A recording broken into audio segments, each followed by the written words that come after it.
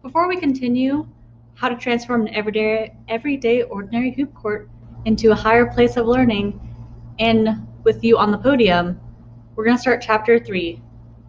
There is only today. Before we get started, I want you to think about this prompt. Readers are alert to subtle details that give insight to how characters see the world. So today, I really want you to focus on those little details that really tell us about who this character is, what's going on in their life, and how it shapes their perspective. There's only today. Know that when your alarm starts blaring at 4:30 the next morning, you're going to have no idea where you are or what's happening. It'll still be dark outside, your sis will be snoring, then reality finally settles in. The lazy part of your brain will try to sweet talk you back to sleep. Maybe we could, skip the Murray trip today. Go ball at the park instead. There's always tomorrow. Reach down into your skull and smack this part of your brain upside the head. If you let it, this part of your brain will hold you back from every dream you'll ever have. Trust me. Crawl out of bed, reminding yourself that your old man gets up like this every single day for work, rain or shine, in sickness and in health. Your uncles too. Respect them for this. Strive to be like them. During the entire 30-minute drive south, your old man will say 2 sentences to you, max. Don't take it personally. Answer his question about the gym location and how you heard about it. Buckle your seatbelt when he gives you one of his parented dirty looks. Before you even try to hit the freeway on-ramp, you'll be done talking. But that's okay. Shift your focus onto other details of the drive. The radio news show he turns on, the smell of his steaming hot black coffee, the scattered cars along the freeway, and the subtle tick of his turn signal whenever he changes lanes. By the end of the summer, these seemingly insignificant details will be ingrained into your brain. Before he parks along the street near his factory, it'll still be a full 3 hours before the Murray gym opens. Better have your skinny butt back here by 3:45, he'll say, snatching his lunch pail out of the back seat. It's a long walk home, I'll tell you that. After he disappears around the bend, turn your attention to the ancient Volkswagen Bug. You'll wonder how the heck you're supposed to sleep inside such a tiny car, but after a little trial and error, you'll find a way. It'll involve folding your 6'1" frame into a kind of human pretzel. Half of you will be in the back seat, while the other half of you is curled up in the front passenger seat. Your bag strategically lodged in the center console to keep the handbrake from digging into your ribs. By day 3, this next level yoga position will feel perfectly natural. But let's get something straight from the jump. This Murray gym summer isn't going to be some kind of continuous loop of one shining moment. There will be low points too, on and off the court. Trust me. After a few weeks in, a meaty-faced cop will knock on the windshield with the butt of his nightstick.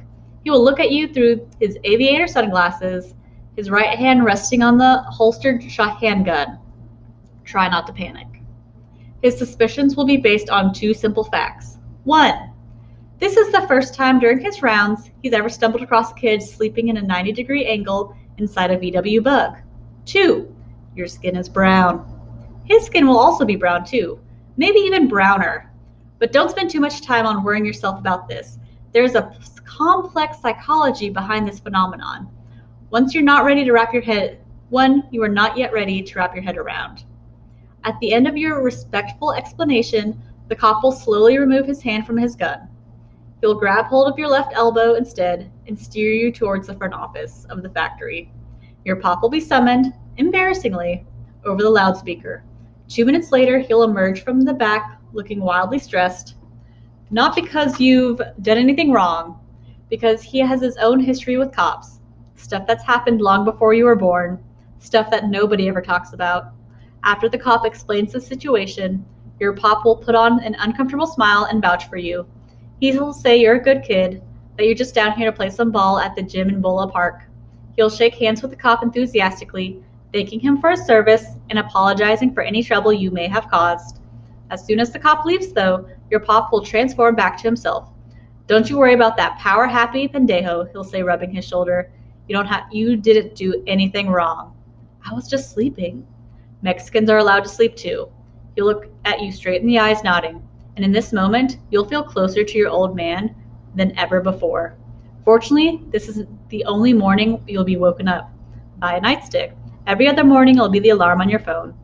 And you're free to climb out of the bug at your leisure, stretching your stiff arms and legs, breathe in the warm hillcrest air, and remove your rock from your bag. It's time to get a move on. It won't take but 3 days to know all the shortcuts to the gym.